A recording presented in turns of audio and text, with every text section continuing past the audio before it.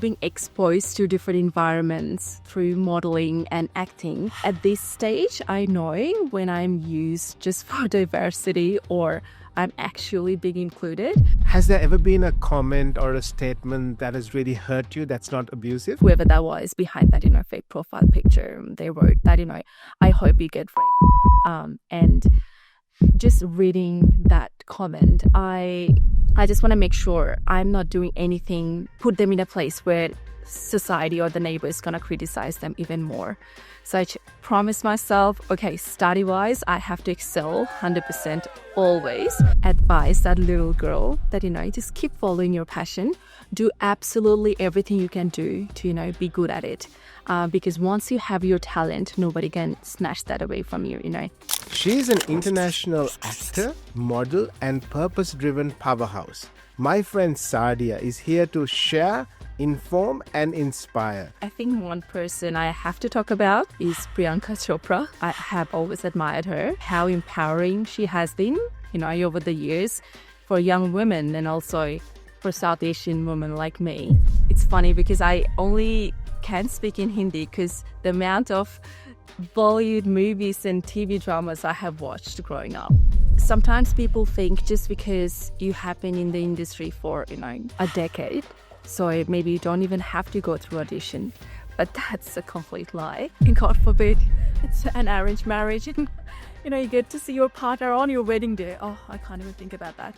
If you like someone and if you guys are getting really serious about each other and, you started to see a future for yourselves, I think live-in relationships, they're important because that's really when...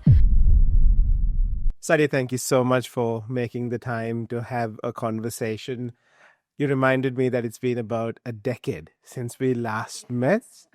Loved what you did at Fash Fest, but also loved following your journey and always loved cheering for a fellow South Asian doing some amazing stuff. Thank you. But all of what you do sometimes has challenge, sometimes has little things you need to go through, but you keep doing wonderful work at what you're doing, but also inspiring others in what you do. If I can start off by asking, who is your favorite actor and why?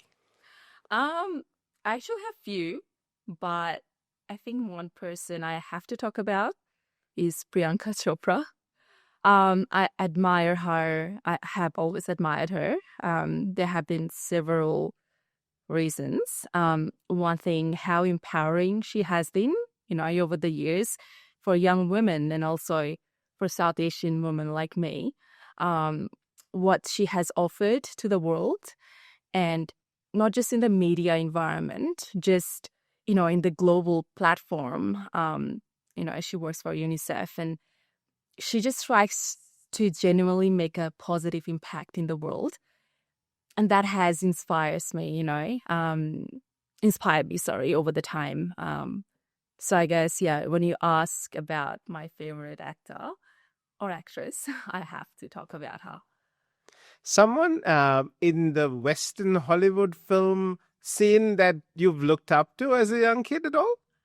Not really. Honestly, now thinking about, as a kid, I didn't really watch so much of Hollywood, projects or movies.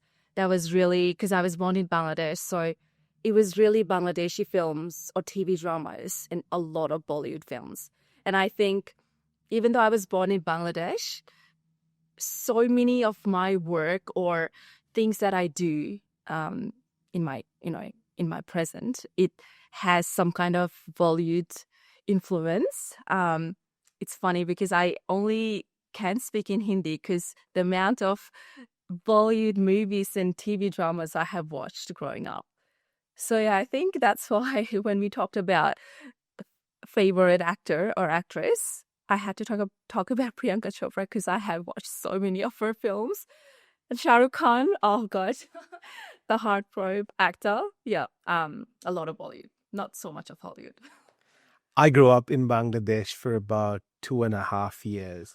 The first sentence I learned in Bangladesh, I will never forget. I remember it's a PG sentence. It was Amar Shonar Bangla, Amar Tumar Onek Balobashi. They taught me how to speak in like I did year 10 and year 11 in Bangladesh.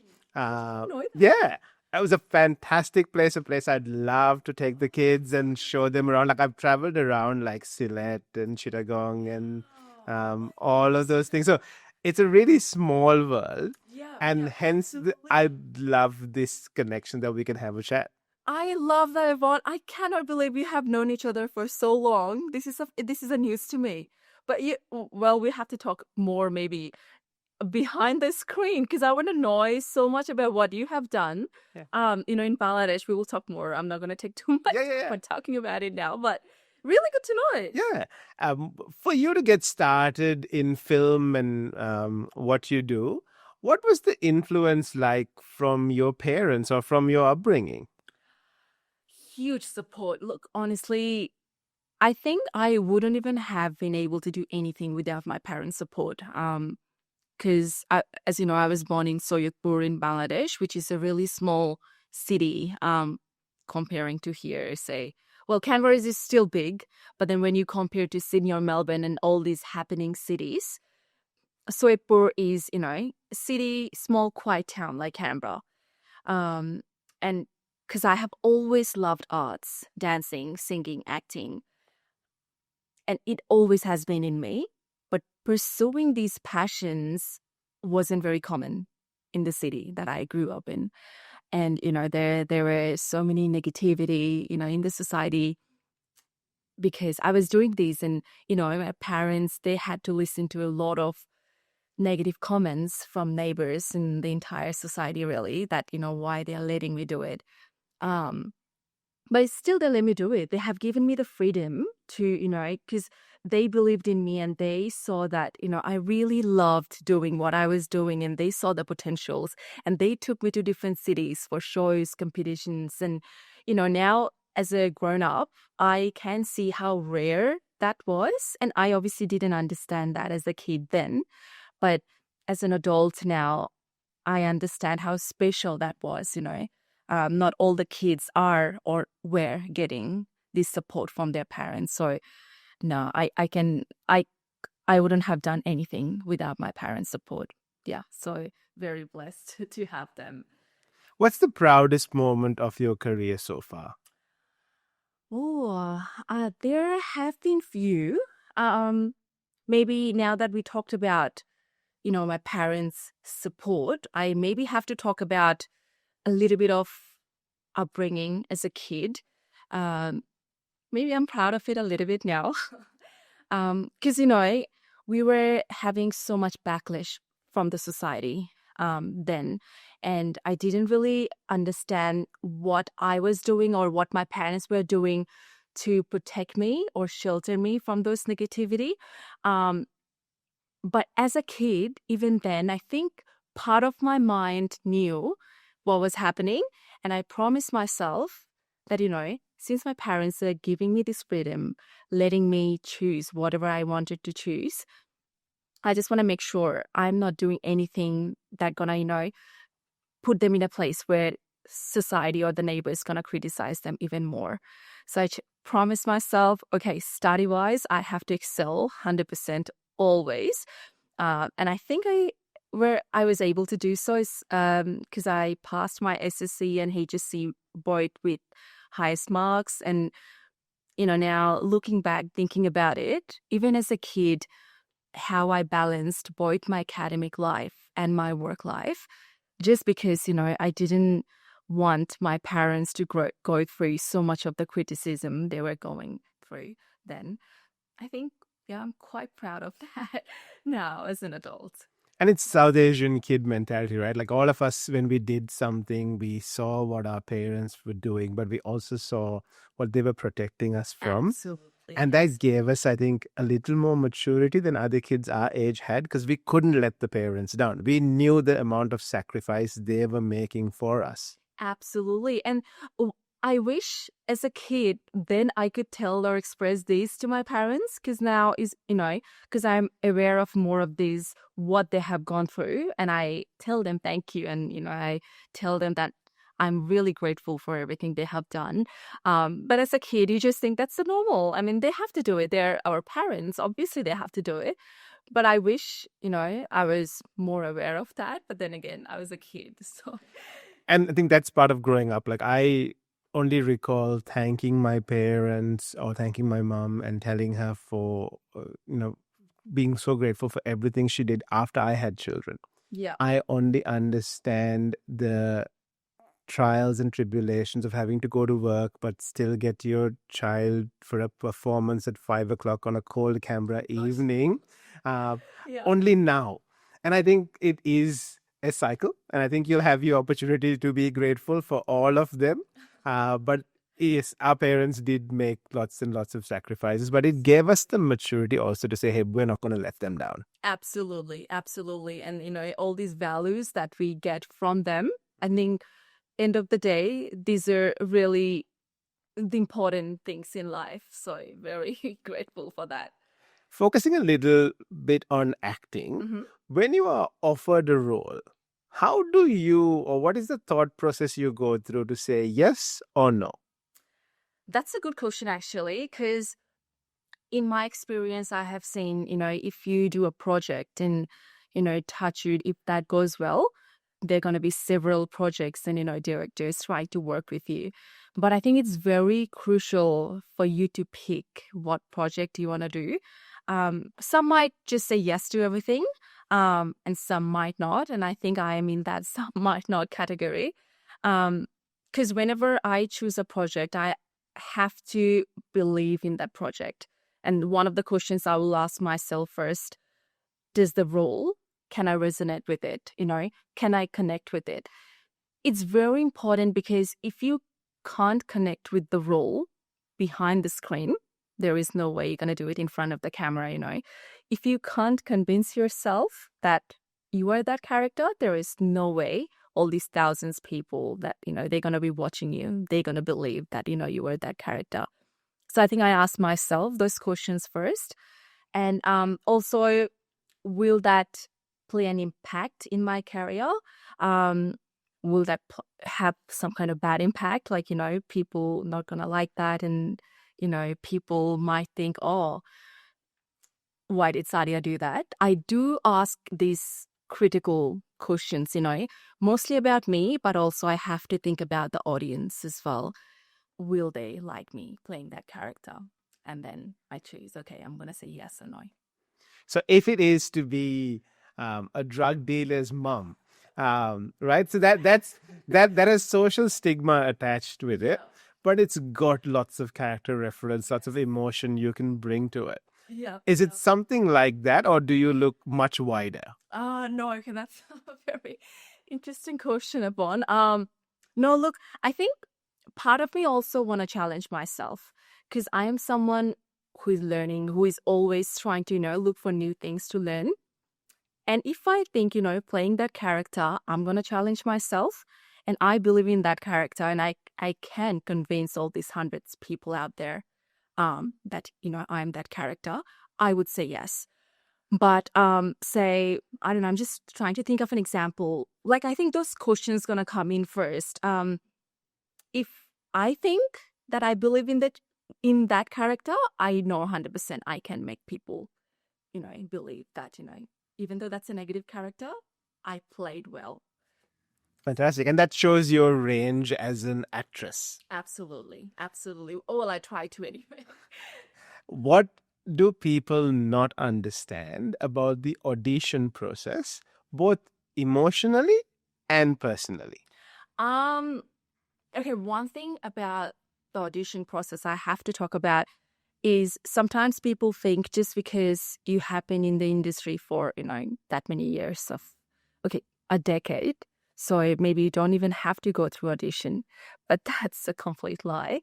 Well, it depends really. In different scenario, things are different.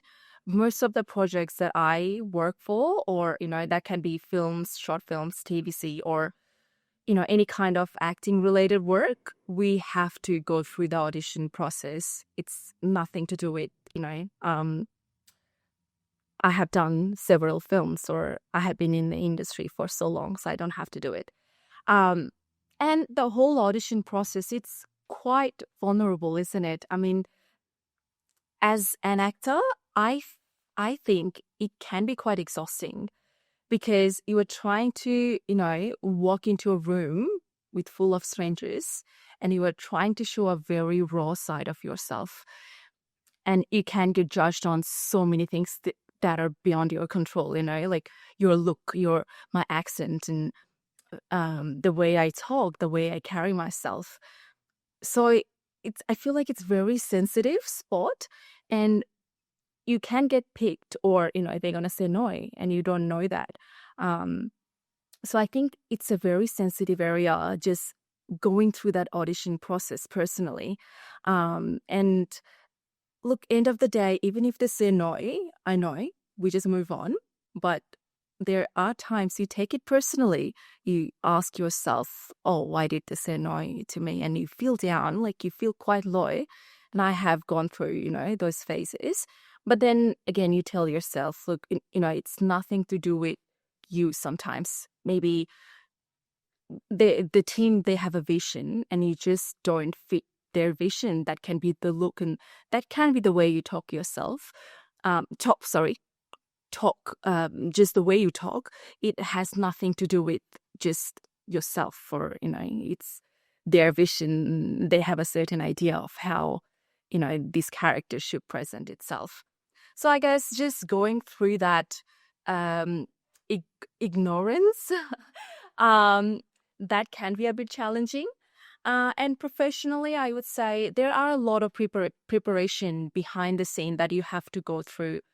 Not necessarily people will know about it. Say if you have the script beforehand, that okay, they have given you a few pages of the script, we do have to read them over and over again, trying to just pretend you were that character.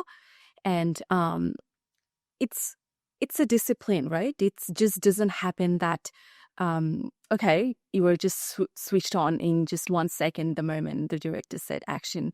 There are so many preparation, and sometimes it can be okay, they're trying to challenge you even more and they're just giving you a slide of script on the day, on the spot. And that's the time you really have to actually just start acting in that particular moment when the director says action, because you didn't have any preparation.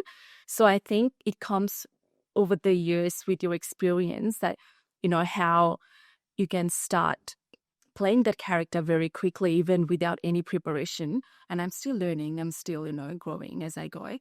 But it is a very challenging process. From your experience, what are 2 or 3 tips that you can share in terms of, how to prepare before? Like you did a brilliant job telling us about if you have the script before, how you prepare, but if it's on the spot, how to prepare. Mm-hmm. What are 2 or 3 tips that have really helped you? Well, I can only talk on my behalf what has worked for me. If I have a script beforehand, I just try to get as much idea as possible from the team. Okay, behind the script. Okay, so I'm reading lines of this particular woman, say in her 20s, and she does this, and she just that particular scene of that one page.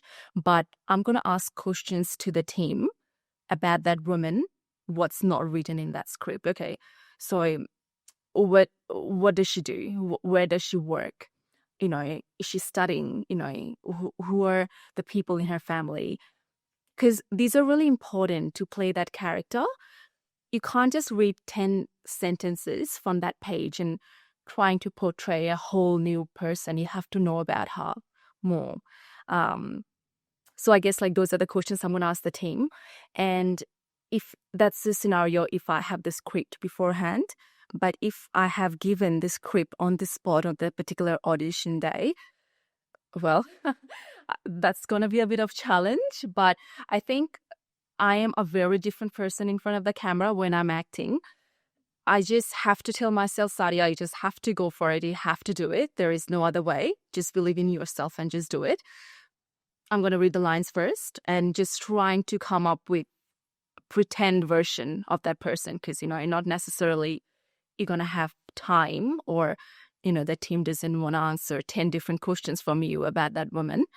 So I'm just going to create a scenario about that woman's life in that, few seconds, prepare myself and just start acting. I would say it can go really well or it can go really bad.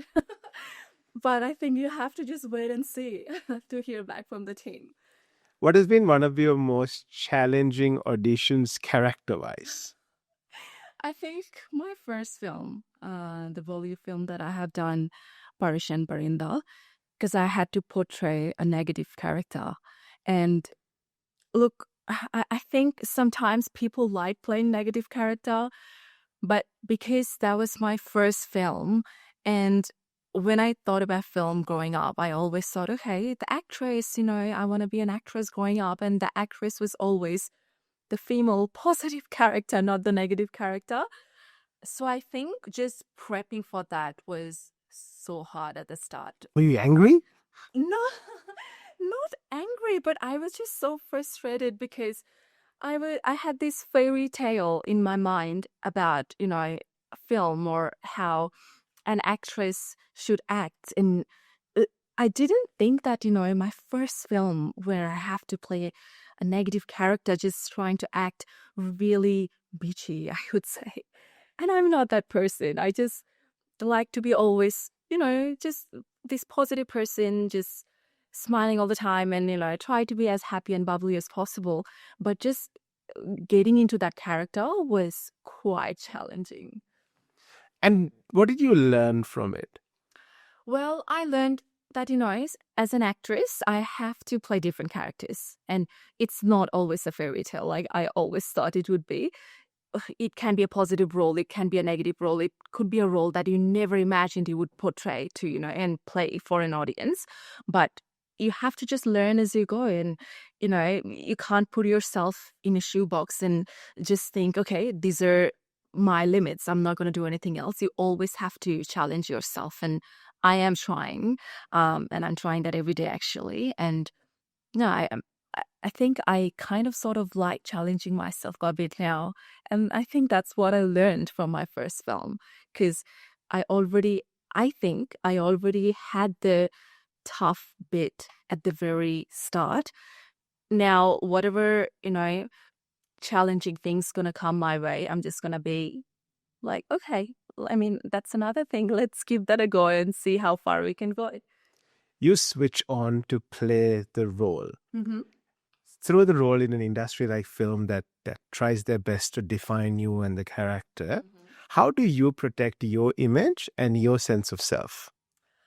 That's a very good question. I think I would say, from my experience, just staying true to myself. I will always have to remind myself that, who am I? Where I come from? What are my core values? And even before we started filming this, I was talking to you about values. That's something I think just stays with us, isn't it? Doesn't matter in front of the camera or outside the camera.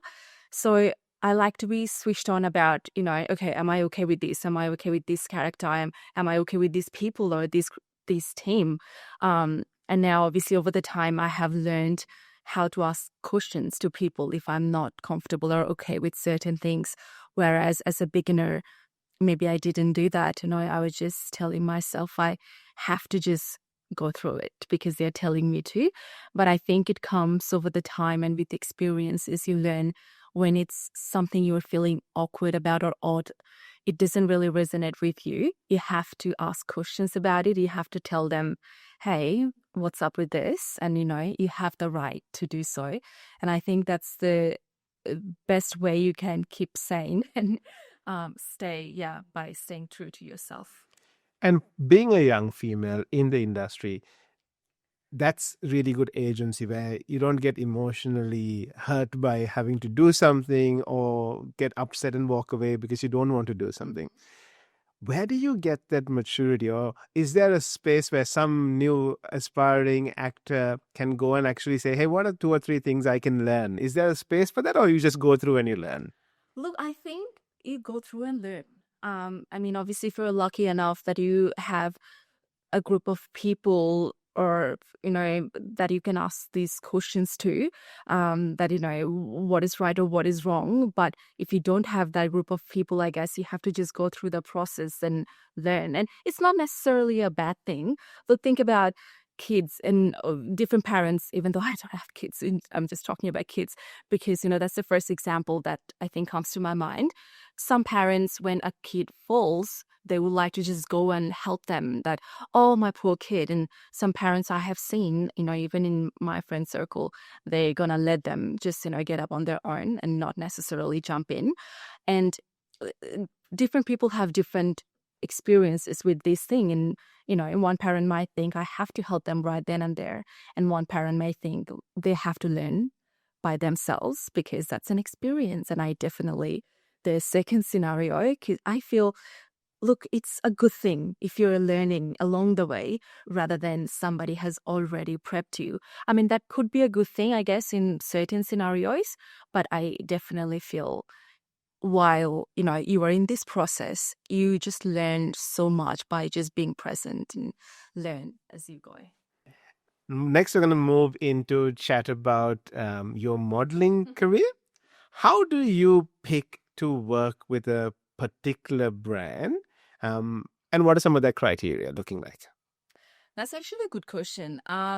Look, as a model and also as an actor, I would say there will be several brands or fashion houses or different community trying to collab with you. One thing I always remembered, I would only work for different brands if I believe in their products, because there are going to be hundreds of different products that people want to showcase using you or your platform. But if I pick all those 100 products, who really believe in me, my audience, how would I convince them believe what I'm saying? So if I have used their products, if I have known them from others or personally, I would say yes to doing the project. And also, I think team is a very important factor for me, because the people you work with in a project, and even with a brand collab you're talking about, different team has different criteria and they make you feel differently. So team is a very important factor for me. If I know that they have good reputation and that I have faith in them, I would say yes to them. And also another thing, I think, diversity is a big factor into this world. And I think being exposed to different environments through modeling and acting, at this stage, I know when I'm used just for diversity or I'm actually being included. So I think all those different kind of criteria, those are key factors for me to say yes or no to different brand or projects. And that's a really good point, I think, that you shared about the diversity factor, because some people would just want a person with slightly darker skin color Exactly. to make the brand feel like it's appealing to a wider audience.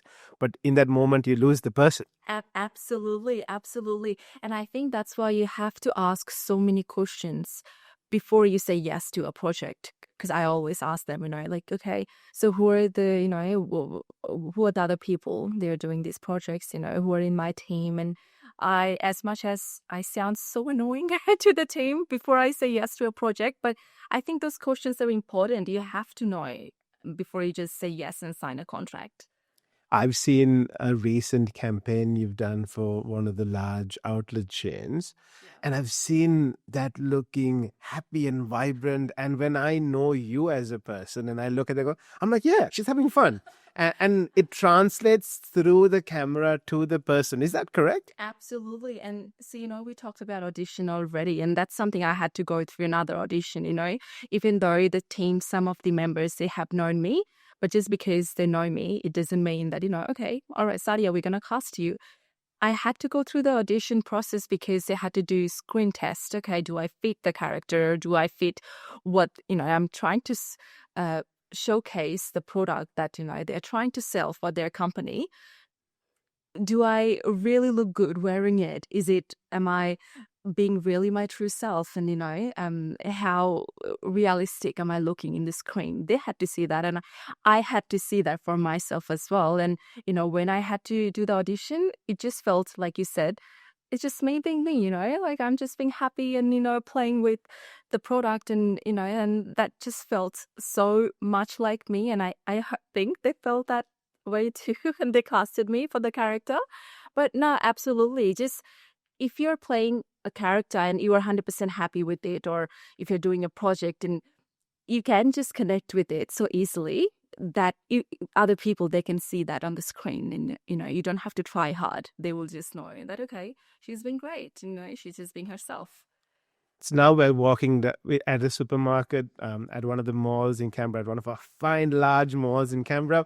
We're going to walk to the food court, and suddenly we pass by this huge billboard of you. How does it make you feel?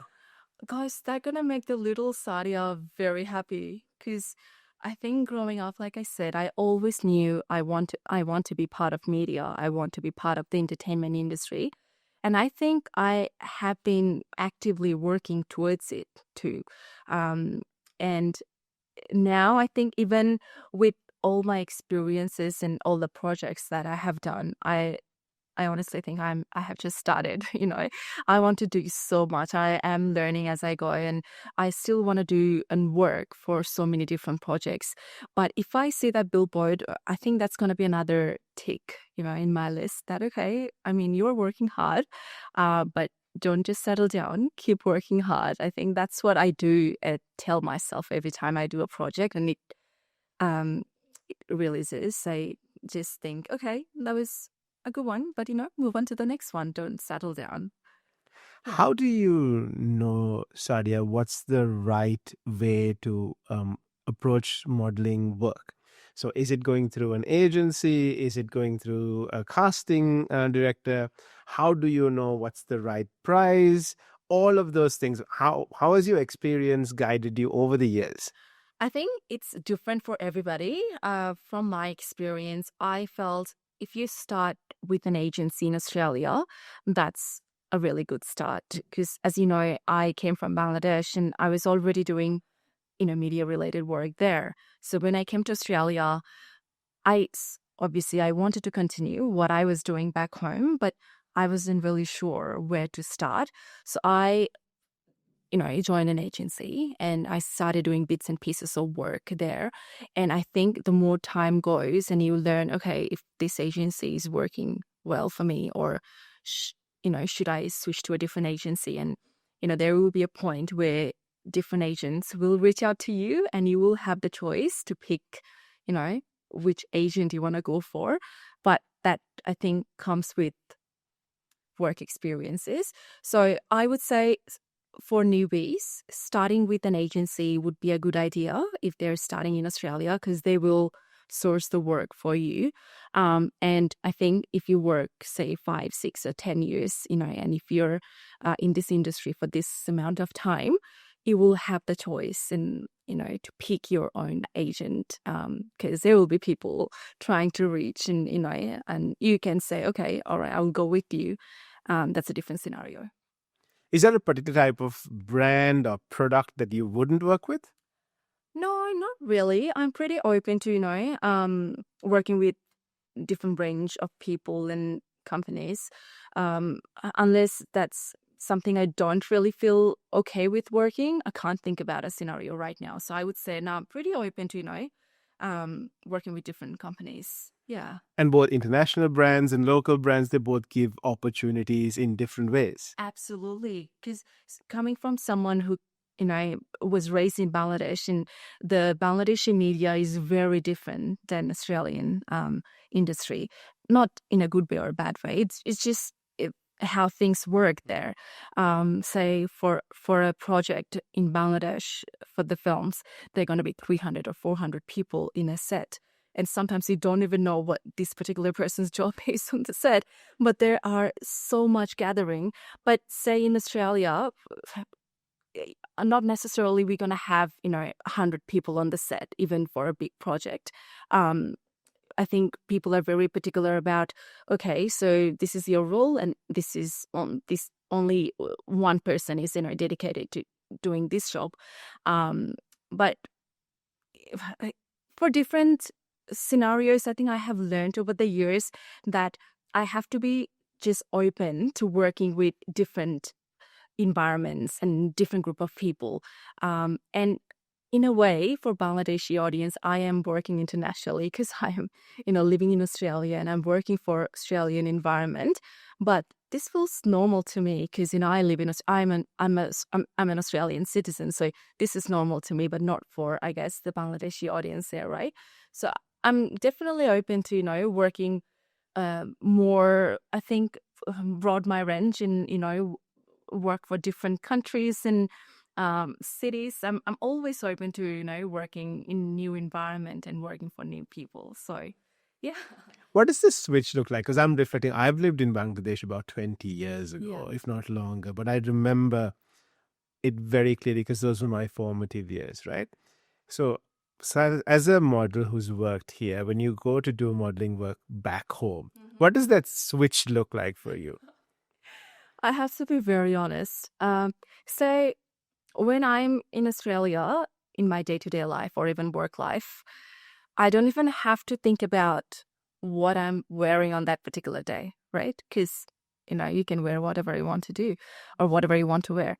But the moment I go in Bangladesh, my first thought is, okay, I have to wear proper covered up clothing so that people are not seeing too much of my skin. Not that anybody has come and told me that you have to do that, but that's how things work.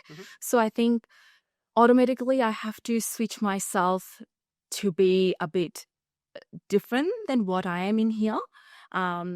Just how I carry myself, I guess. And that's your culture, that's your respect and understanding of the place also. Yeah, exactly. Absolutely. And also work-wise, I think I have to be a bit more careful.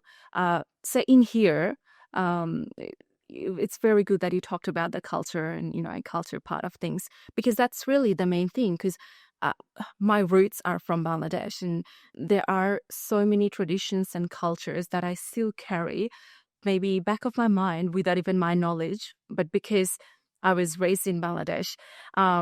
Say if I'm doing a project in Australia where I had to do a very intimate scene with my fellow actor, I wouldn't necessarily think about it too much because, it's normal.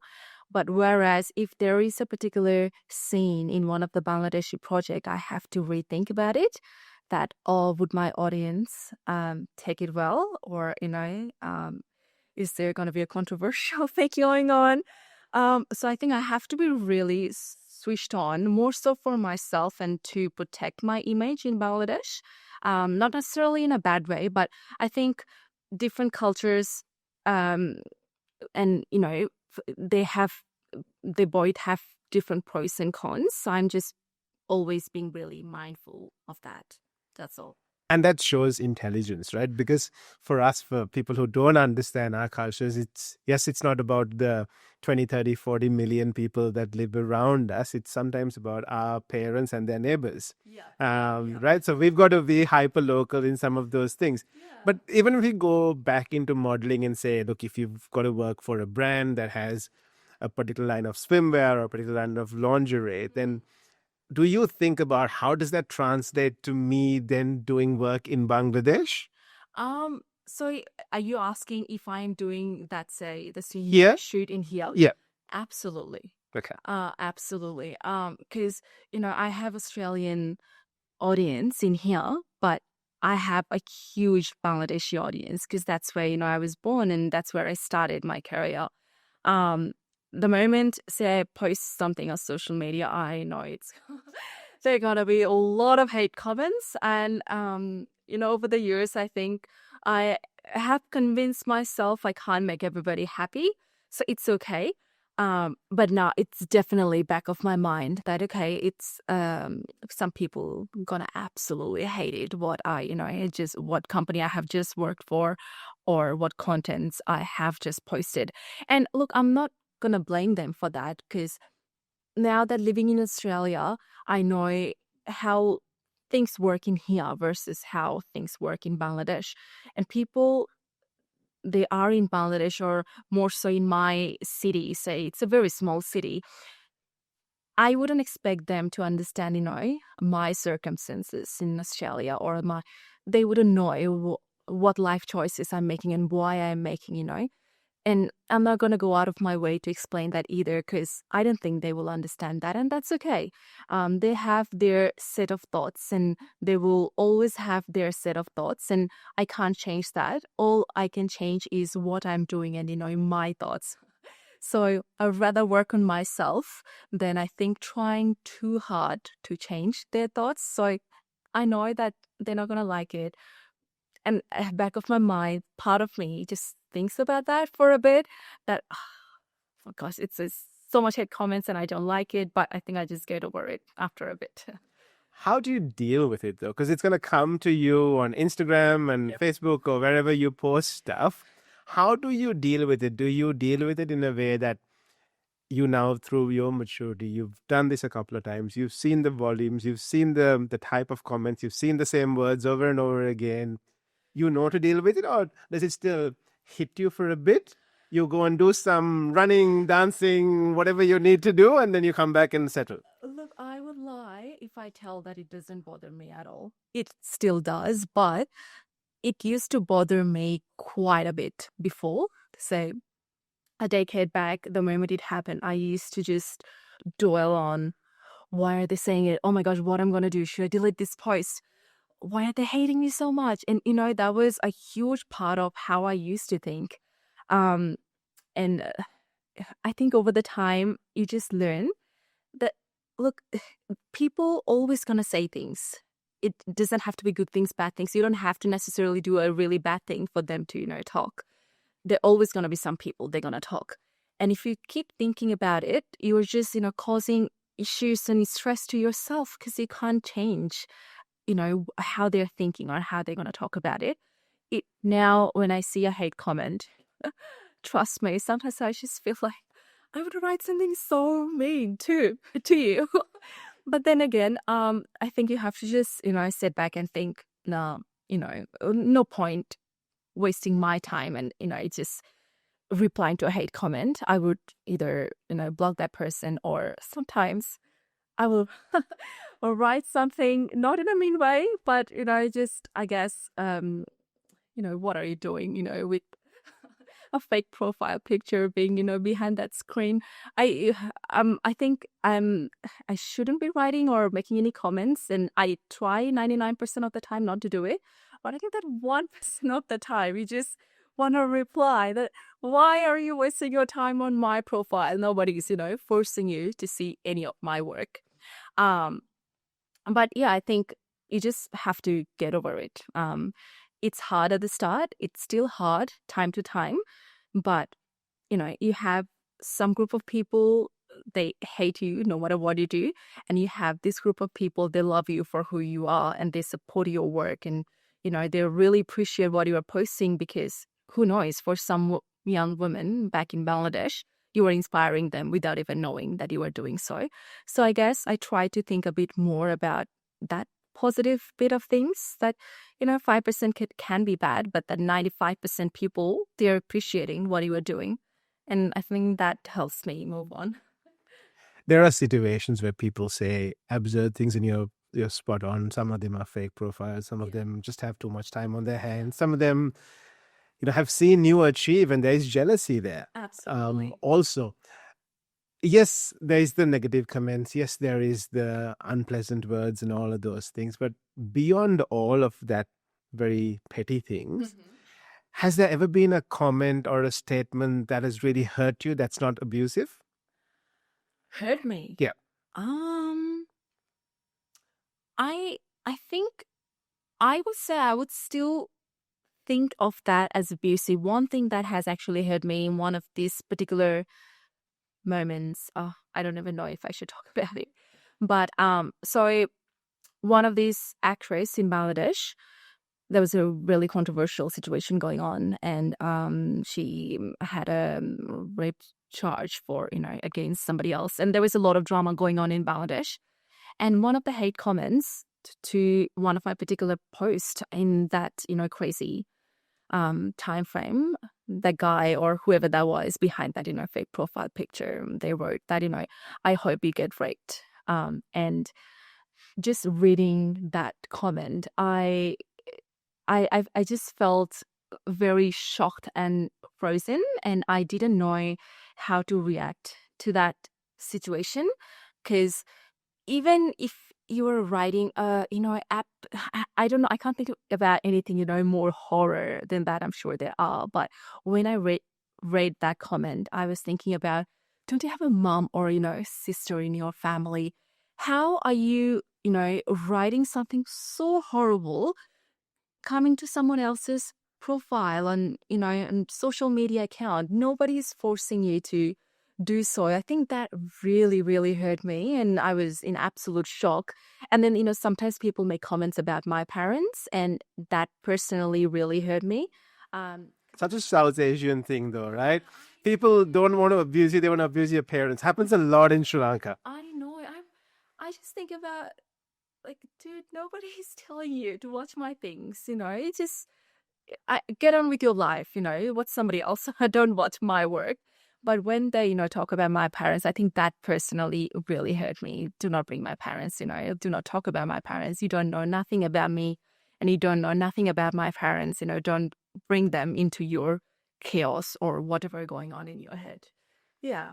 Yeah, there's an age I was saying, which I believe in, that people cheer for you when you're on the way up and they want to support you, Yeah. but they also want to pull you down when you're on the top, because you remind them of the dreams that they let go of. Absolutely. Yeah. But none of them saw the effort you have to go through to get there. Absolutely. I think sometimes it's just fear, right? Because they're scared, I don't know, that they can't achieve what somebody else has achieved. And it just sucks, I think. It's just sad that, that whatever you can't do or you are not doing, or, whatever is stopping you from doing something more positive or challenging, you're just trying to bring someone else down to make yourself feel a bit better, because you were thinking that, it's going to make them feel bad, and that somehow makes you feel better. So that's really sad, I think. Sadia, you touched base briefly on being a role model. Yeah.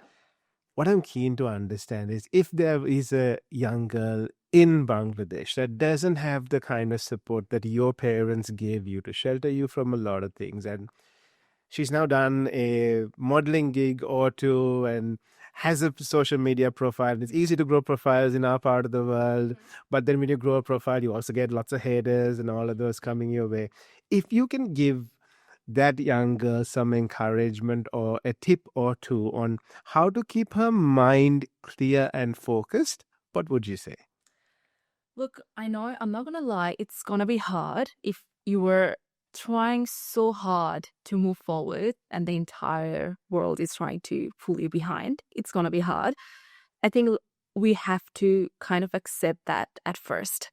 And second thing, your dreams are your dreams, And one thing I have believed growing up, if you're passionate about something, there is nothing that can stop you. And maybe I could be a bit biased because I had supportive parents, so my experience was a bit different. I did have actually friends, they loved dancing when I was in school, but they were not allowed to do dancing because, their parents didn't support them. So they used to hide and come out, and they attended those dance classes with me. And obviously for the parents, if they found out, then that could be a bad thing. But look, I mean, dance, singing, acting, these are all different kind of arts. And I think the world has changed so much now, and people are getting more and more open to it. I would ad- advise that little girl that, just keep following your passion.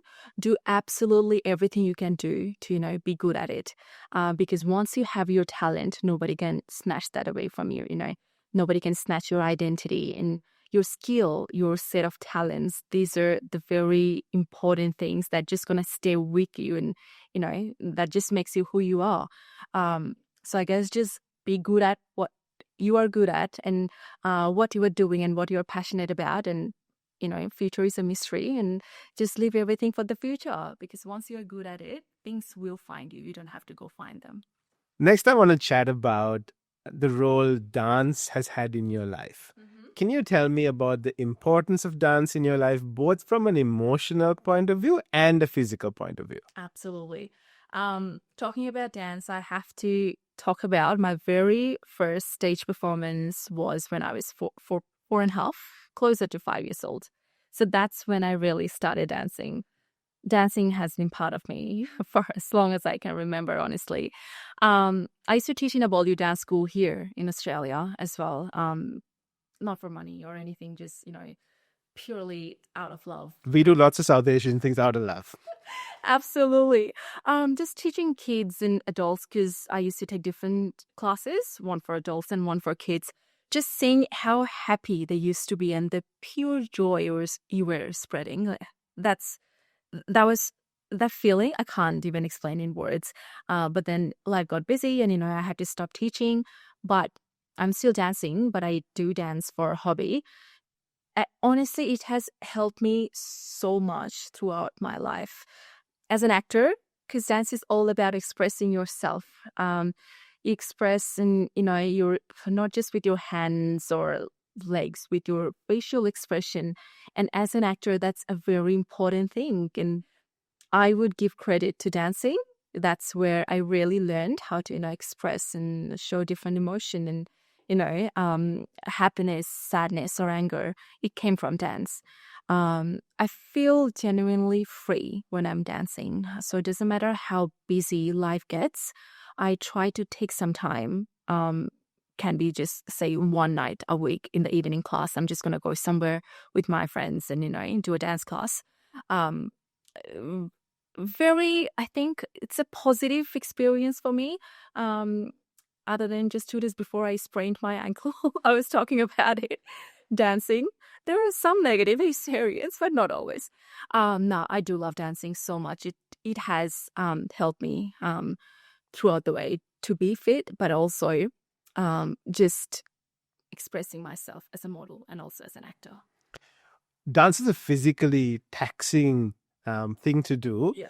But does it help you with your mental load sometimes when you've got a lot on your mind? No, absolutely. Because, say, you can have a really rough day, and sometimes I have a horrible day. Say, I had a really busy day and I could be exhausted. But after I come home in the evening, my thought would be, no, I think dancing could really calm me down. And I know for some people it's really bizarre, because they would think, oh, you should rest and, you should take time for yourself, not go out and do more things.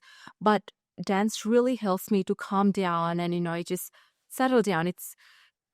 It's all the pressure, all the stress I have had the entire day. Once I'm dancing, I feel like it goes away instantly. And once I come home, I'm relaxed. So it's not just a physical activity. It has also helped me, and it helps me emotionally as well, to just feel calm, being present in the moment, and just doing something for myself. And I know we are working and work is for ourselves, but dance is truly where I feel I'm doing that for myself. I have no intention. I'm not getting money out of it. I'm not working. I'm just doing something to feel better. And I do feel better.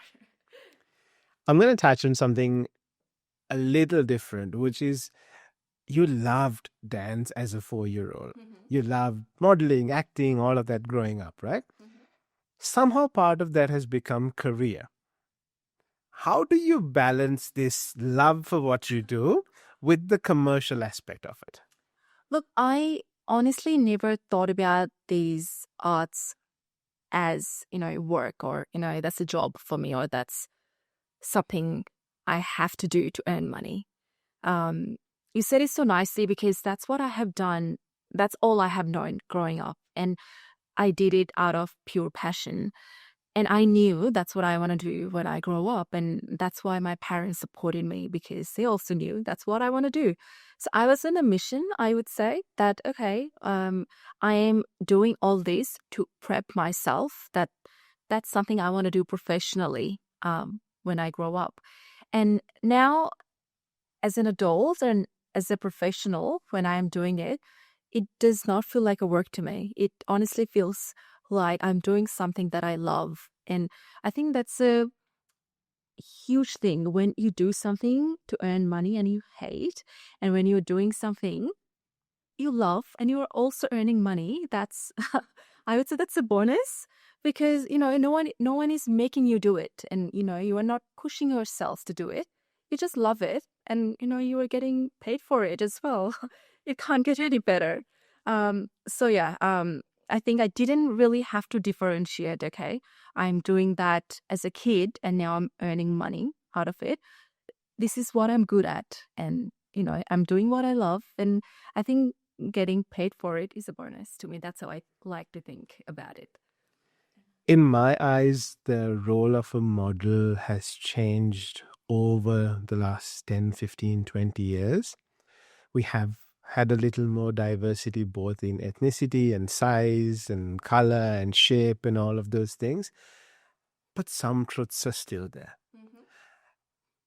In a world where a model's expected to be quote unquote perfect, what's the emotional load like to look physically perfect? To get your skin looking perfect? To walk on a Canberra winter autumn day with your hair getting blown all over to make your hair look perfect? Yeah. You're a woman who has emotions and lots of stuff going on. You've got to be emotionally also perfect. What's the mental load doing all of that? It's crazy. That's actually a really good question, because over the time I have seen how my thoughts have changed. See, when I started my career in Australia, even then as a teenager, I used to think, okay, being model is like you described, being perfect, skinny, thin. My diet used to be completely different. And there was time, say I was on a very strict diet and I didn't see result in a month. I would think really badly of me. That, "Oh, I was on a strict diet. I should have, lost like this much kilos by now. Why I haven't?" And now looking back, I wish I could tell that Sadia that, it's okay. Nobody is forcing you to be on a strict diet. You are doing that to yourself. And I really did that to myself because, the society I came from, or even media industry then, that's what people expected. Models mean you have to be really thin and, you have the certain way you have to look. And it is a pressure because, young girls, and I did that too. You have to force yourself to do, or like, be on strict diet and do so many crazy things that, now as a grown up or, mature model, I would say I don't do it anymore. Because it's just not sustainable. And, you are doing that to yourself. And also as an actor, both back home and in Australia, there is a huge difference too. I think for back home industry, if you're too thin, you are not described as the, ideal actress because you have to look healthy, but you can't be too thin. So I think I struggled a bit because I was trying to be too thin for my Australian, model category. And then I had to also be not too thin to work back home. So I think finding the right Does sari play a role in this? Look, I think because to me, anybody would look beautiful wearing a sari. You don't have to look thin or, a bit thick. Sari is such a beautiful outfit. Anybody will look beautiful. I wish I could tell my young self that. I could convince her that. But no, I think there was a point where I just told myself, it's really not sustainable what I'm doing. I have to just try to be healthy and fit. And that's not anyone's definition of, okay, being model means extra thin. Not that. It's what's my definition of looking healthy and feeling healthy. And if I am not feeling healthy within, you can see that outside. And my main work is being on screen, working in front of people, working for people. If I'm not feeling well inside, that's going to show on the screen and people not going to like that anyway. So it took some time, but told myself, now, look, being thin is not the only thing. I have to just try to be active. I normally eat healthy. I like going to the gym and I go there pretty much 5 times a week. Nobody's making me. I love going to the gym.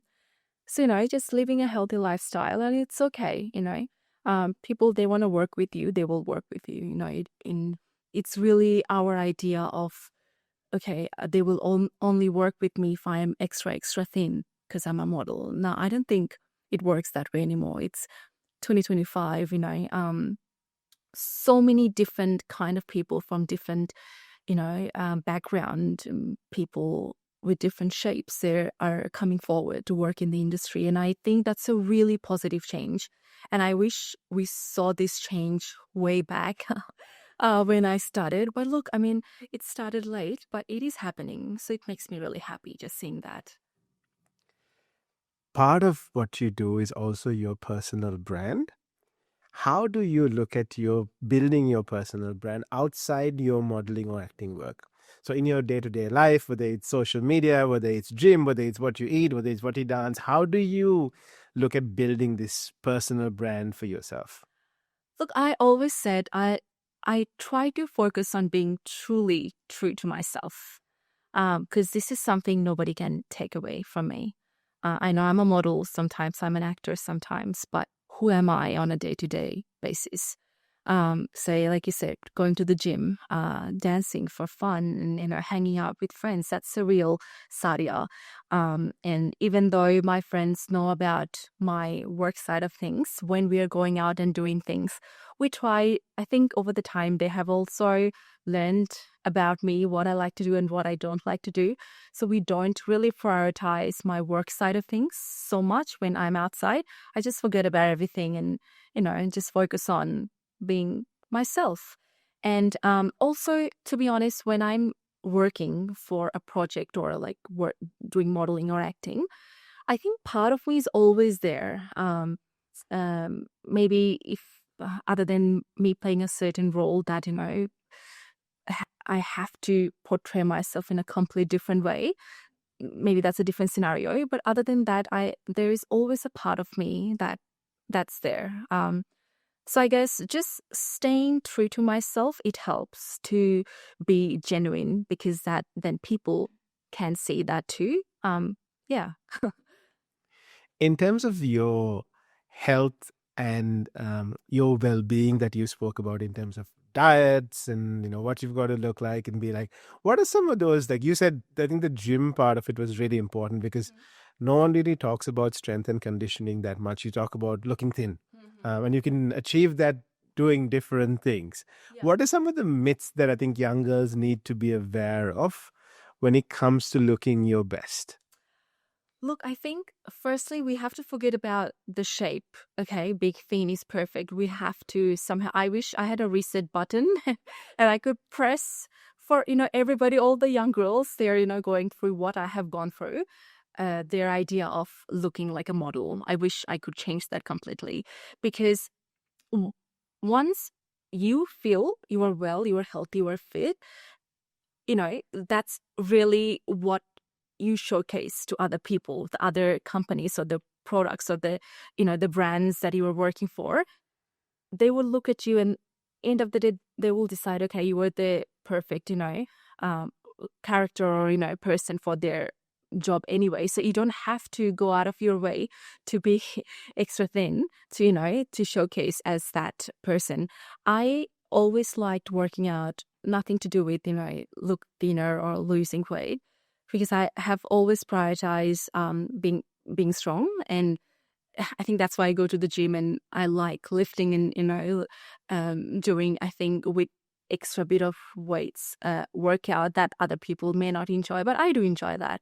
So I do that for myself. And my fitness or the way I look, it's solely based on my choice. I'm not doing that for anybody else or to get more work. This is what I look. This is where I am most healthy. This is where I feel most happy. If I'm suitable for your job, all right, you can cast me. I think that's what I would suggest to the youngsters, that just be healthy, do what you feel like doing, do your best self. Don't chase others; they will chase you if you're being your best self. You've spoken a lot about your strength, your maturity, working through different roles, different auditions, social media trolls, all of those Yeah. things. That comes with maturity, Shadia. What is a scenario in your career that you've been through that you were at your lowest, Mhm. and what helped you? Gosh, there have been few different ones, honestly, but I think I'm just gonna talk in general. Um, I think I have done that to myself because sometimes I do feel I have really high expectation from me, and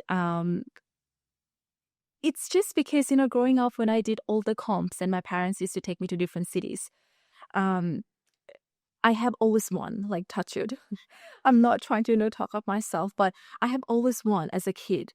So I think I just kind of sort of built this rapport about myself that, okay, whatever I do, I have to win and I have to excel.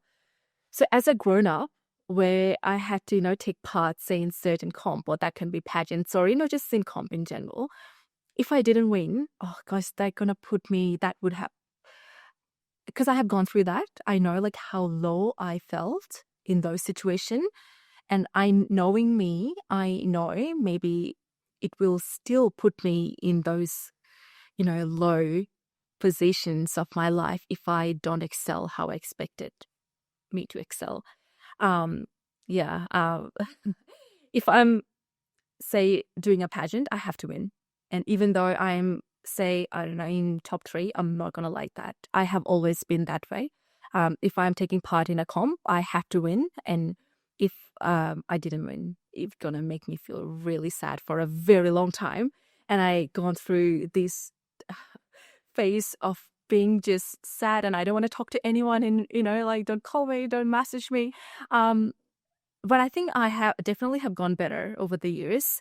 But no, I think looking back, I was being silly and I have wasted so much time just dwelling on the result in the past. I wish I could actually go back and to change that, but well, too late. We're learning. What role has your friends or a close friend circle played in pulling you out of those situations? Huge role. Look, I know we all have friends in lives, and you have friends from high school, your college, your uni, from your modeling industry, from your acting industry. And at one stage, I used to think, okay, I have so many friends, I have like 50, 100 friends, and, life is good. But the more time goes, you realize you actually don't have 50 to 100 people, and not necessarily they're your friends. And that's the hard bit, or I should say that's actually a good thing that happens with us over the time. You end up having this handful of people, well, I call it my core circle. They're always with you, doesn't matter what. You can call them middle of the night and they will be their way. And it has happened, talking from experience. And my important people in my life, the core circle that I'm talking about, as a grown-up now, I know they're here with me and they will always be here till the end. It doesn't matter my good days, my bad days. They're just there, to tell you it's okay. And they're there to support you. They're there to cheer you on. And, after your family, friends are really the people, they matter so much in your life because technically they can be your family too. And I call my friends my family because I have this tight group of people in my life and, I'm so blessed to have them. So, whoever they're listening, I just want to say thank you for being in my life. Yeah.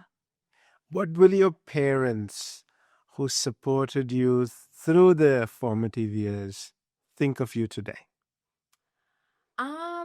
My parents, Mm-hmm. I would like to think they're proud of who I have become. Not just saying it because I'm very close to my mom and my mom has said that to me. And, South Asian parents, I feel it's very hard for them to open up sometimes. Um, in here, we can go and tell our parents, or the parents gonna call us and tell, okay, I love you, all right, take care. But coming from a South Asian country, it doesn't matter how much love and affection there is.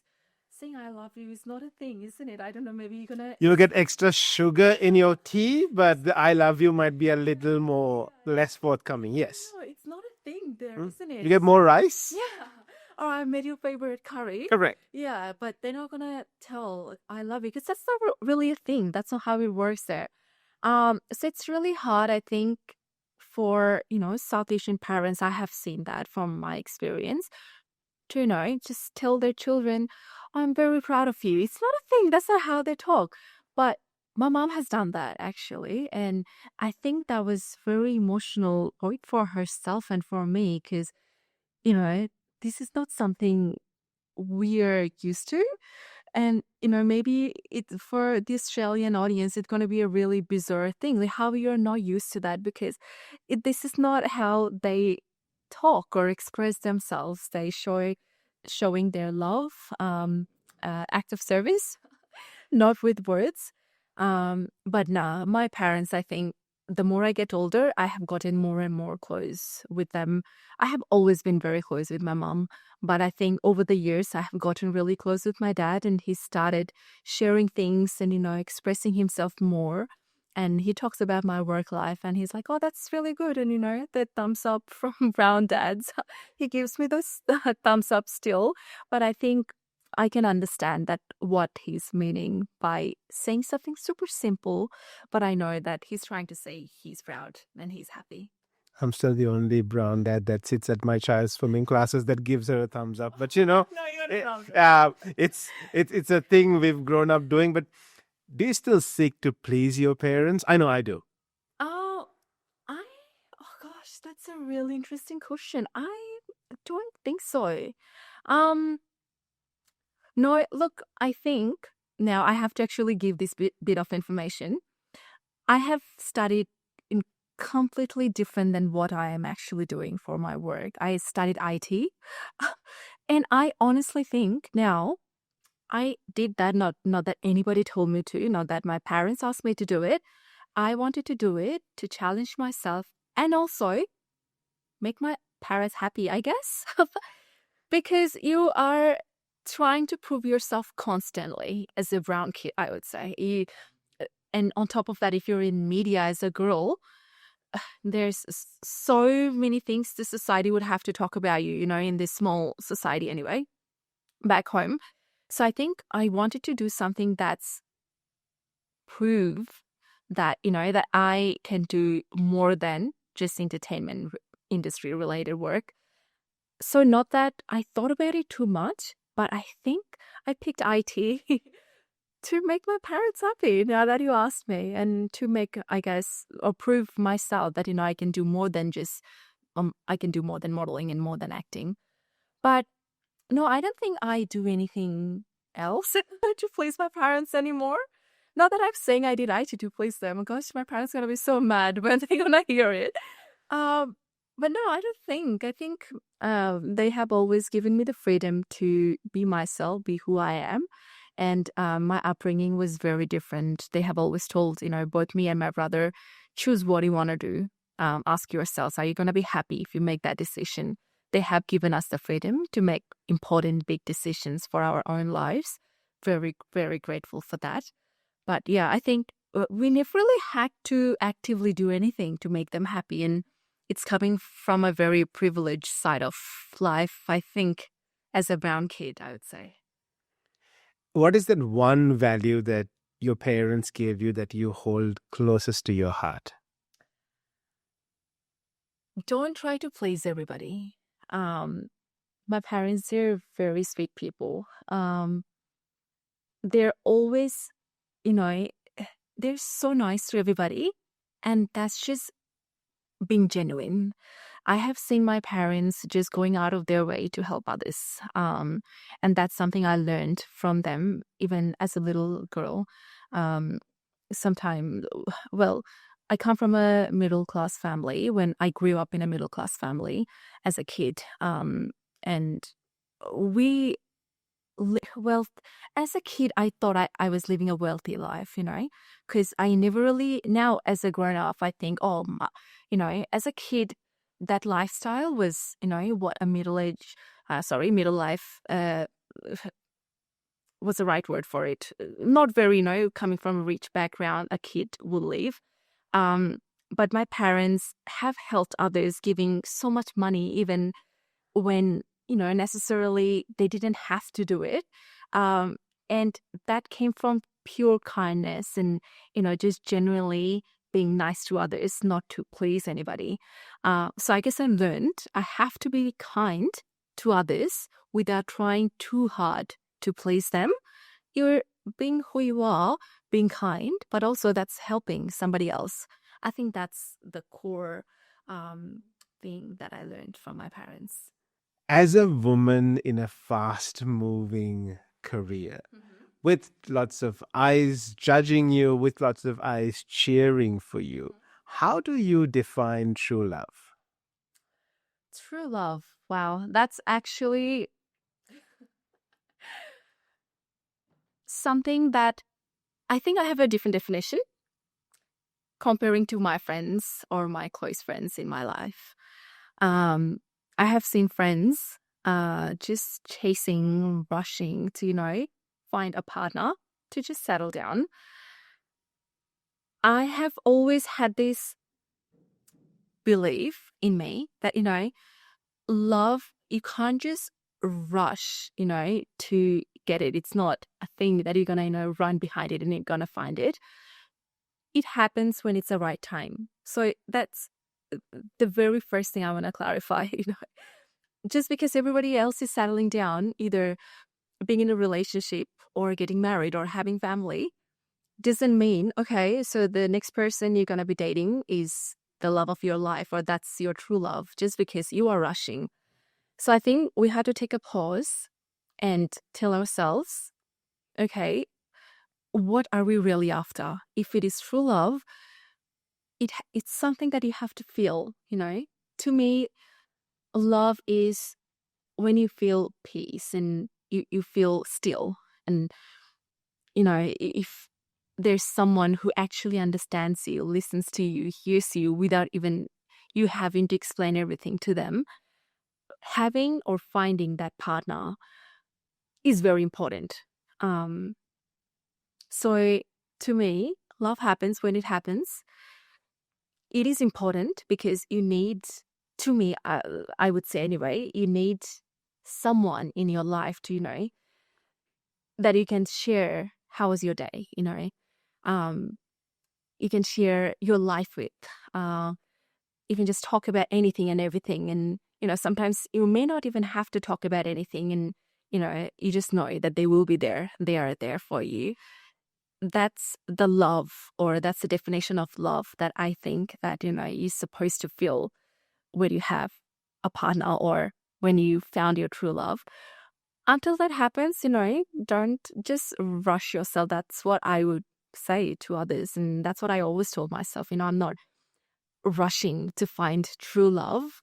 Over the years being in media, gosh, there are so many people. There are so many people. There are my relatives, my neighbors asking my parents so many questions. So when she's getting married, I think that something started when I was in college. Can you imagine? I was... Don't forget the world of arranged marriages in our part of the world, okay? Oh, no. So that's why I think just before the break, I was talking about if my parents were not my parents, who knows where I would be right now. But thankfully, my parents always, told everybody all the time, no, she's not ready. She's focusing on her career. She'll get married when she's ready. And they still tell that to others. I feel bad for them, but look, this is your life. Nobody gonna live my life other than me. And, okay, if I rush and, find a wrong life partner just because people are rushing me, okay, who's gonna suffer? Now I'm gonna suffer for, just rushing into things. So no, I think I truly believe in, take your time. True love will find you. Is it an easy journey to find love for a young woman now? Because you don't have you don't have as many opportunities, people socializing and getting to know people and all of that. Sometimes we're busy doing stuff, and sometimes all you've got might be online dating. People have found, love there. People have found true life partners there. People also have horror stories there. Yeah. What's your perception? Look, it's a pros and cons, right? Because if we think about the pros, now people have more platforms to meet new people, either through social media or dating apps. You have a chance to, meet new people and get to know them. And who knows, maybe you're going to find a life partner. Whereas before, think about, we didn't have this online presence, and only way to find someone is either in a gathering or, God forbid, it's an arranged marriage and, you get to see your partner on your wedding day. Oh, I can't even think about that. But That's something we need to share with the audience. A lot of the time, people go arranged marriages means you will go and meet the girl or the boy and get married. True, that's one side of it. But there is a side of arranged marriages that still happens in Asia, that you meet your husband or wife on your wedding day. absolutely, what a nightmare. Okay, I'm sorry for everybody who's gonna hate on me for saying that, but how can you live the rest of your life without knowing someone, knowing anything at all about them? I mean, good for you if you can do it. I couldn't do it. I think just knowing someone is so important. And I think people will have mixed feelings about me saying this. I know sometimes people don't agree with live-in relationships. And yeah, maybe some scenario that's fine. If you don't want to do live-in relationships, that's totally okay. But to me, if you like someone and if you guys are getting really serious about each other and you started to see a future for yourselves, I think live-in relationships, they're important because that's really when you get to know, okay, when they wake up in the morning, what do they do? All right. How do they talk? How do they talk in the phone? What do they do in their spare time? And personally, for me, it's important to just, get to know my, future possible life partner and, getting to know them more and understanding them more. I mean, that's totally fair if that's not something you believe in. But now I think in talking about today's modern world, going back to the original question, I would like to think more of the positive side of things, having the dating apps and online presence. I mean, if there are obviously cons, sometimes people are really just wasting your time. And, if you're there for, serious relationship, serious, friendships, and if somebody's just there to have a good time and not, into anything serious, I know you were wasting your time there.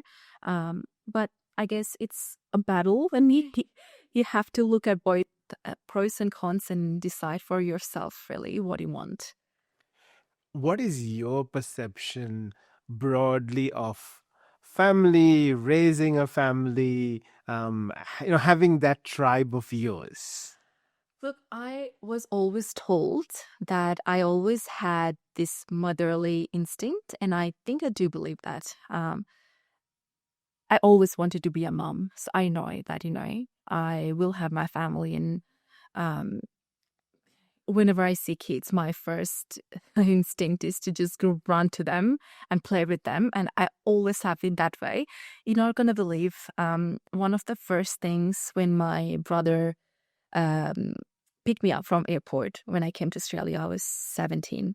One of the first things on the way he told me, Sadia, do not touch anyone's babies in here because, it's not legal. You can't do what you did in Bangladesh. Because, I mean, with the neighbors or, the South Asian society, you can go to a family and you can start playing with their kids and they even let you carry their babies. But can you imagine trying to do that here? People gonna call police on me. So yeah, so I always had that instinct and I know that, I want to be a mom one day. And I would still trying to, I think, balancing both my family life and career would be a bit of challenge. But look, I like a bit of good challenge. Um, I'm a family oriented person, so I know I'm going to prioritize my family. But also, I have worked so hard to be where I am today, and I love working so much too. So I think I have to find the right balance to, both to balance both work and family life.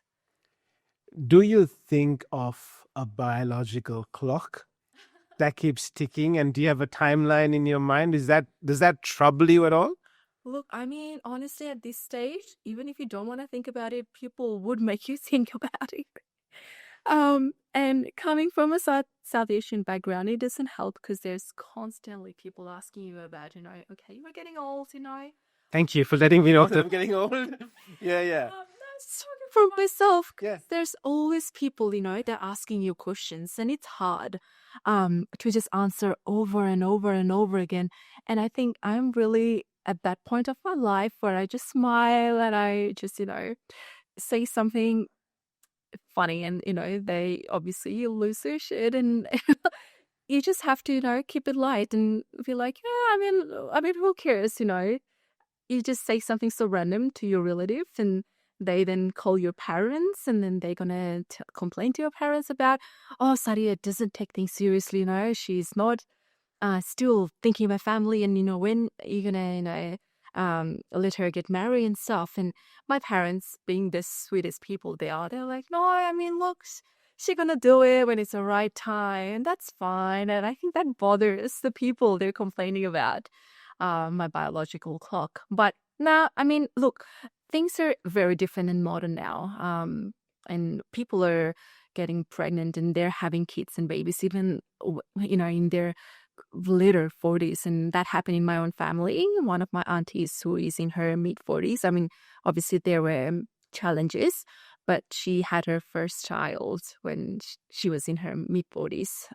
So look, I mean, in 2025 things are getting more westernized, more modern, so I don't think I'm worried about it at all. The questions will be, when are you getting married? The questions will be, when are you having your child? Yeah. The questions will be, when are you having your second child? Then they'll ask you, why are you being selfish? Then you'll be like really scared. What am I doing? Oh, you've only had one child. You should have two children. I'm like, who will they play with? They'll play with me. But all of those questions will keep coming. I know. It's just, that's why it's just so hard not to think about it. Even when you are trying to forget, there are people to remind you. I guess, I mean, over the time, you just get used to it. And at least we have a good humor about it right now. That's all that matters. Yeah. You seem close to your brother. You spoke about your brother a couple of times. You said your brother picked you up from the airport. Tell me about the work you do with your brother. That's actually very interesting because not so many people know about the other part of my work life other than modeling and acting.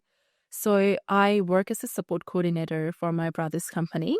So we work in the disability sector. We work with people with disability and mental health issues. Honestly, it has been one of those like eye-opening experiences for me. As long as I can remember, as a teenager, I have seen my brother, being part of the industry, and as in working for the people they actually need help for what they're going through.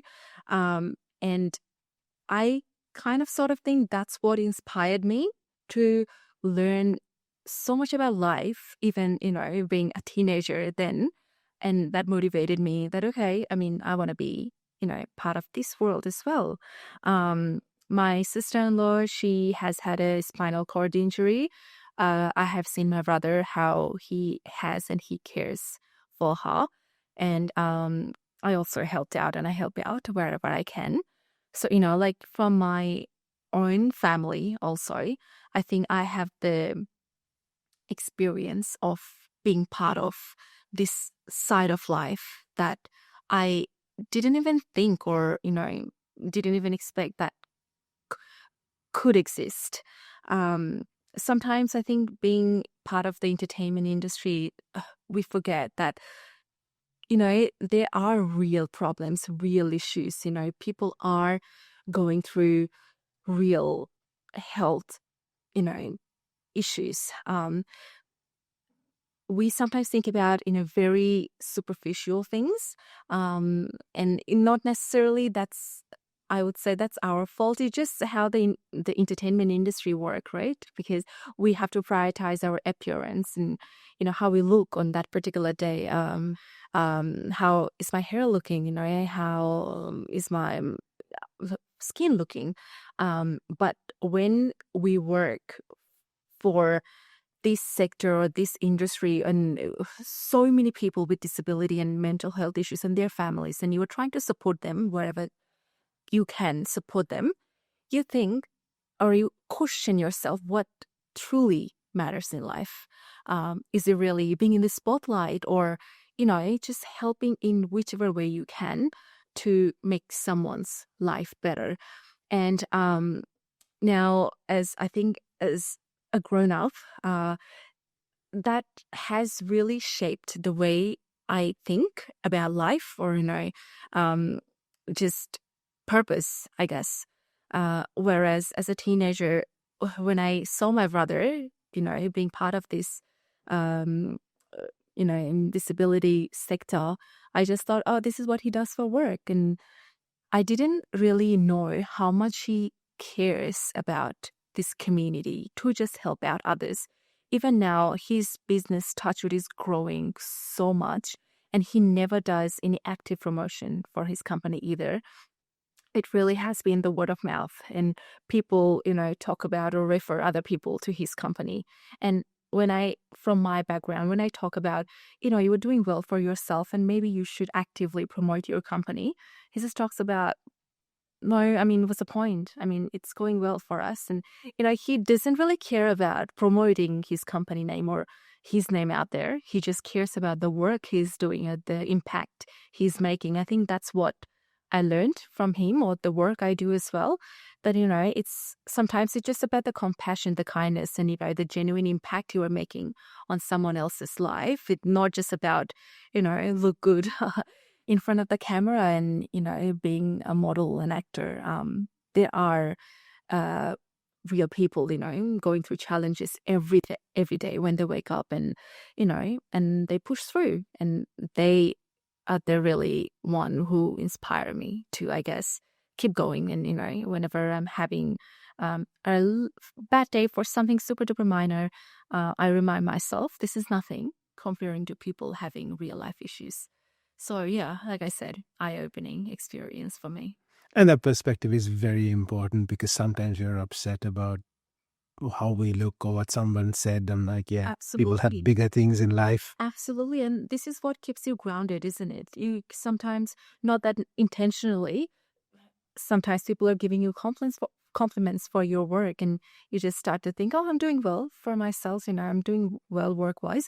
Not that necessarily you are trying to be arrogant. You just, in your mind, you feel good that, okay, people are giving me nice comments. I must be doing something right. But then this work that I'm doing with my brother, that stops me from thinking that way. And that's what truly keeps me grounded. And I'm really, really grateful to be part of, this world. And thanks to my brother. What's the most meaningful experience you've had working with your brother, with either a young person or a family that stayed with you? Look, I mean, I can't think about one person. It's a whole different community. So as a support coordinator, I can have multiple, participants that I can work for.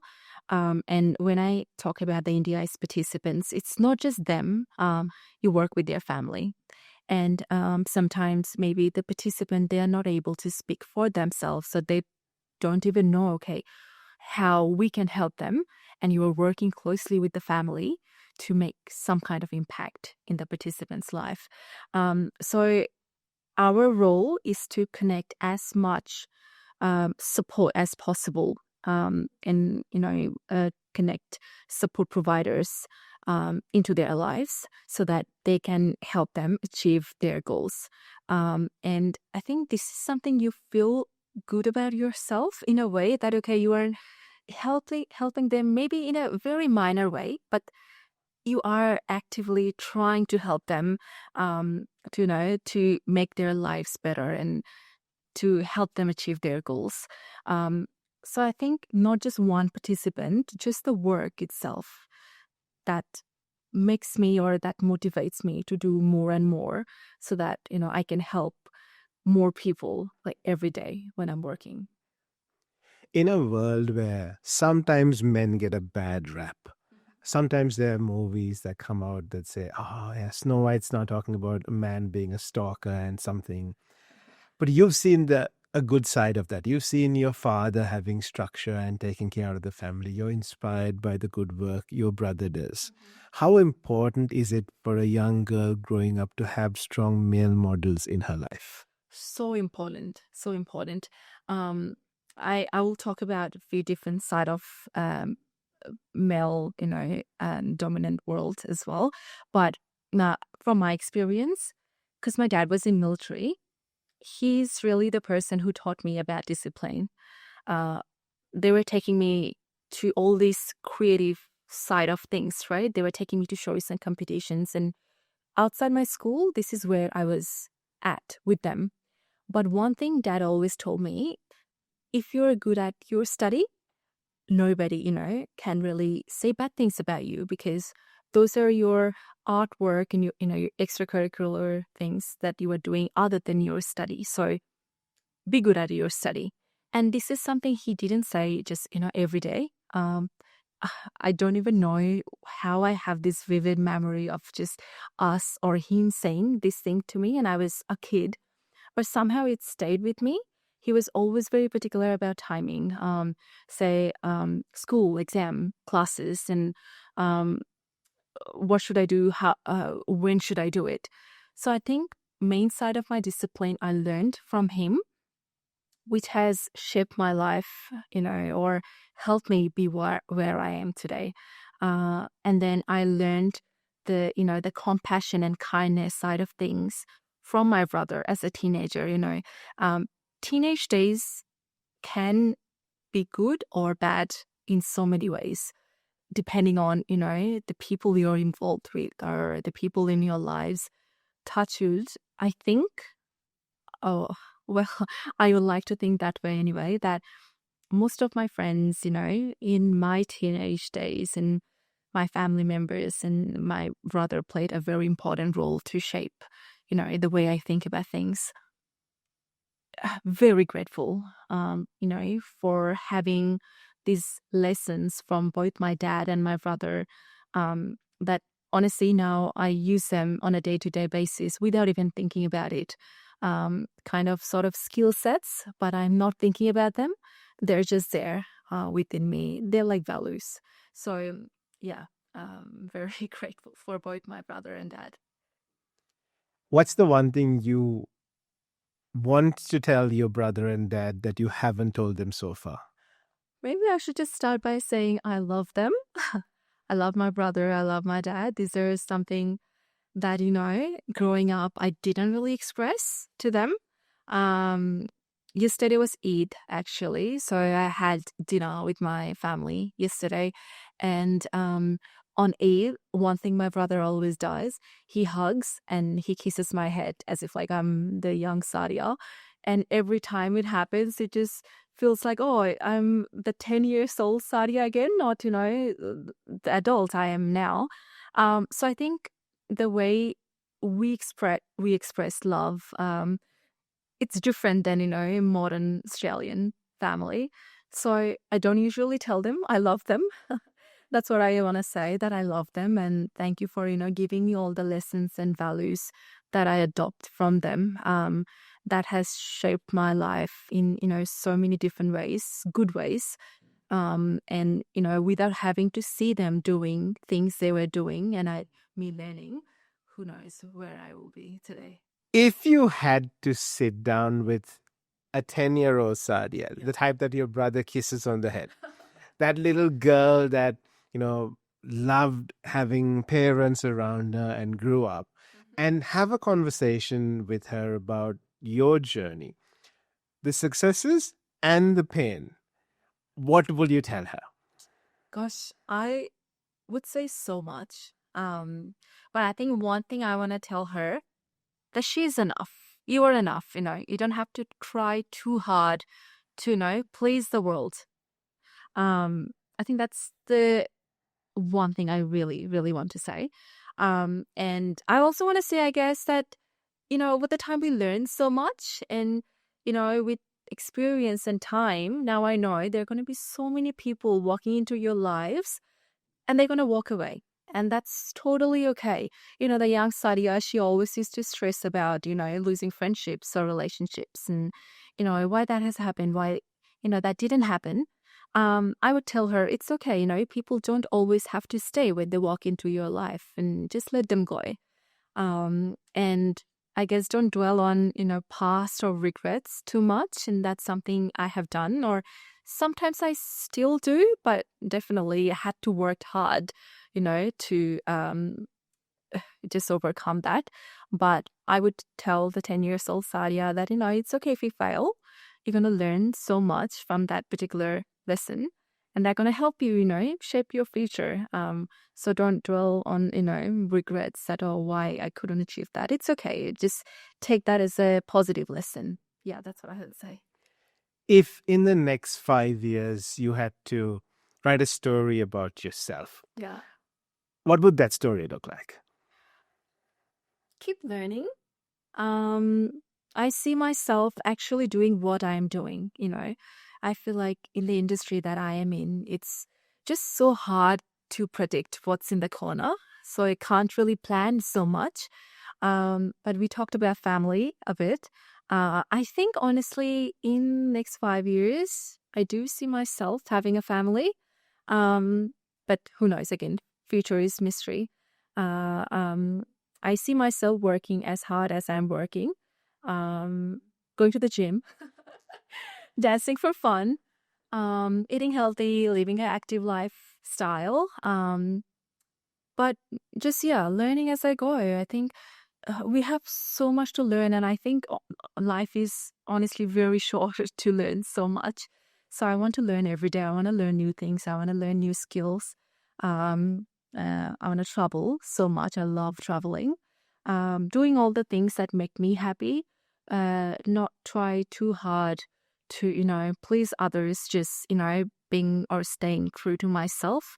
And I actually actively work on it. And I have worked on it over the years. And yeah, I think that's what I see.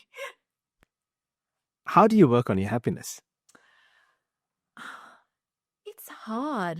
It's a really good question. I think if you're doing all the things that make you happy, if you're not pushing yourself to do things that makes you sad, um, if you're not trying too hard to pleasing everybody else, you're just working on yourself, I think happiness will just follow you. You don't have to work hard to, find happiness. It will just happen. Doing things that make you happy. Outside your immediate family, who inspires you? My mom. I think I talked about mom already a bit. She's just this genuine person full of beautiful qualities. And I remember one of my high school friends, she told me once, which is a really mean thing to say for her mom, but she one day just told me, I wish I had your mom.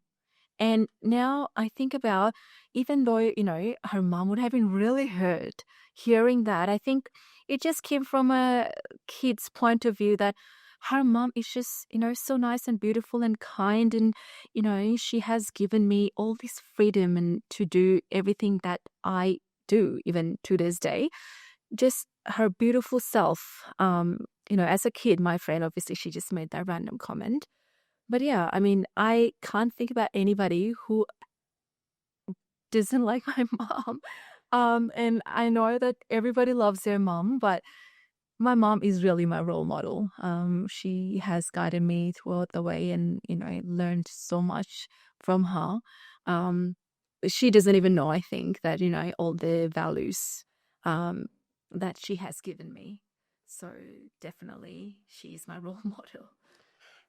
If a young aspiring model in Australia, in Bangladesh, in any part of the world wants to reach out and get some advice, where does somebody find you? If I have to give them some If advice? they have to ask you a question and get some advice, where does somebody find you? All right. I think, look, honestly, social media is just so handy nowadays. I know we have pros and cons, but it's just so easy to connect with people. I guess find me through social media. I know there are so many like spam messages, or like, on Instagram even, there are 4 folders: requests, message requests, and then your normal inbox, and then 2 other folders. I can't remember. Sometimes messages come and sit and you don't necessarily check, but when I have some free time, I do actively check, which messages are actually, from fake accounts and which are genuine accounts. I do check. So I guess, yeah, find me through social media. What's the one piece of advice you have given young Australian models who are making their way through? Just trust yourself, and trust your instinct. Speak up when things feel uncomfortable. Because this is something I had to learn from my journey and experience. I would say that to the youngsters, I guess. Sometimes if you're not comfortable with certain situation, or, the environment in the set, or, within the production house, the team, you're going to feel really awkward to speak up, but you have to speak up. You have to ask questions. Otherwise, you're going to go home and thinking, oh, I feel really bad. Oh, I wish I did that differently. Yeah, I would say that to my young self as well. I wish, I did that too when I started. But yeah, no, just stay true to yourself. Your talent is your main skill. Nobody can get that away from you.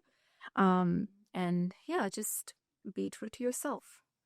I first met you in person a decade ago at the National Convention Center during a Fash Fest event, shooting back of house. Yeah. And I remember we did a picture outdoors where there were 3 other models with you. They were cold, but you cared for them. So yes, you've got maternal instincts to care for people, and I've seen that.